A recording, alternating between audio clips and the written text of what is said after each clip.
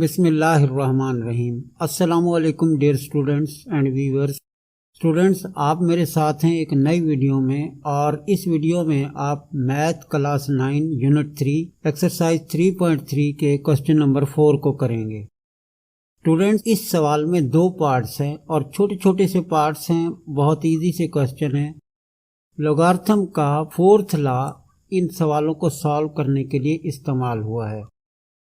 मैं इस कानून पर वीडियो बना चुका हूँ, डिस्क्रिप्शन में इसका लिंक मौजूद है, आप वहाँ से जाकर इस कानून का प्रूफ देख सकते हैं। स्टूडेंट्स, सवाल शुरू करने से पहले एक छोटी सी रिक्वेस्ट है कि आप मेरे चैनल पर आते हैं, अगर नए हैं तो चैनल को सब्सक्राइब करें और शेयर भी करें। स्टूडेंट्स, अब आते हैं सवाल की तरफ। यहाँ हम पहले फोर्थ लॉ को देख लेते हैं, log of n to the base a। तो ये बेस चेंज लॉ कहलाता है, असास की तब्दीली का कानून। तो यहाँ आप देखते हैं कि ये जो है ऊपर n का log आ जाएगा, क्योंकि इसकी बेस a है तो नीचे इस बेस a का log बन जाएगा, और ऊपर नीचे बेस एक जैसी हो जाती है। यहाँ फार्मूले में ये बेस b लिखी हुई है, लेकिन जब हम सवालों को सॉल्व करेंगे तो यहाँ पर बेस 10 होगी, और यानी कॉमन लॉगरिथम, और ये 10 बेस जो है लॉग के साथ लिखी नहीं जाती। अगर ना लिखी हुई हो तो समझ लें कि ये बेस 10 है और ये कॉमन लॉगरिथम कहलाता है। स्टूडेंट, सवाल को देखते हैं। इसमें दो टर्म हैं, log of 2 to the base 3, 2 का log 3 के असास पर, और इसी तरह ये मल्टीप्लाई है 81 का log 2 के असास पर। ये जब हम इसे fourth law base change law इस्तेमाल करेंगे तो ऊपर log 2 आ जाएगा और नीचे बेस 3 थी तो ये 3 का log आ जाएगा। मल्टीप्लाई इसी तरह log 81 और फिर log 2। अब यहाँ हम देख रहे हैं कि ये जो log 2 है ये log 2 से कैंसिल हो जाएगा। इस तरह से log 81 ओवर log 3 बच जाएगा। लेकिन 81 को हम पावर में कन्वर्ट कर लेंगे, और हम जानते हैं कि 81 3 रेज़ टू पावर 4 यानी 3 की ताकत 4 होता है। अब नेक्स्ट स्टेप में आप 81 को 3 की पावर 4 में तब्दील कर देंगे। ये log of 3 raise to power 4 over log 3।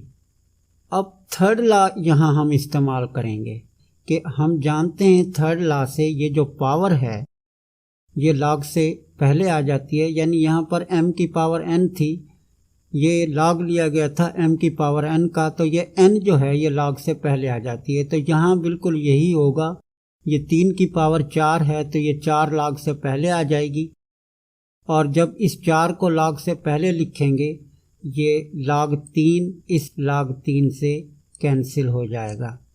तो इस तरह से इसका 4 जवाब हमें हासिल होगा। स्टूडेंट्स, अब हम आ जाते हैं इसके सेकंड पार्ट पर। सेकंड पार्ट में हम देख रहे हैं कि log of 3 to the base 5 multiply log of 25 to the base 3। Fourth law ही यहाँ पर भी इस्तेमाल करेंगे हम।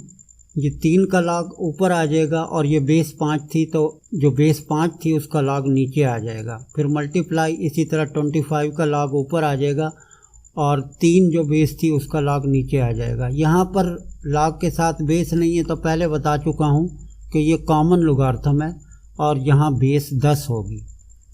अब ये log 3 और ये log 3 हम देखते हैं कि एक जैसा है, ये मल्टीप्लाई हो रहे हैं तो ऊपर नीचे एक दूसरे से कट हो जाएंगे, कैंसिल हो जाएंगे। अब ये जो log 25 ऊपर बचा है, 25 हम जानते हैं कि 5 रेज़ टू पावर 2 यानी 5 का स्क्वायर होता है। तो 25 को 25 को 5 का मुरब्बा 5 का स्क्वायर करके लिखेंगे, और नीचे ये जो log 5 बचा है ये आ जाएगा। स्टूडेंट्स, थर्ड लॉ फिर यहाँ यूज़ होगा कि तीसरे लॉ से ये जो पावर है ये यूँ समझ लें m की पावर n, तो ये n log से बाहर आ जाएगा। ये 2 जो है log से बाहर आ गया। अब ये log 5 इस log 5 से कैंसिल हो जाएगा, तो यहाँ हम देखते हैं 2 बचता है। इस तरह इस सवाल का जो जवाब है वो 2 होगा। स्टूडेंट्स, सवाल मुकम्मल हुआ। मैंने वॉइस ओवर किया क्योंकि छोटे छोटे सवाल थे। उम्मीद करता हूँ कि ये आपको समझ आ गए होंगे।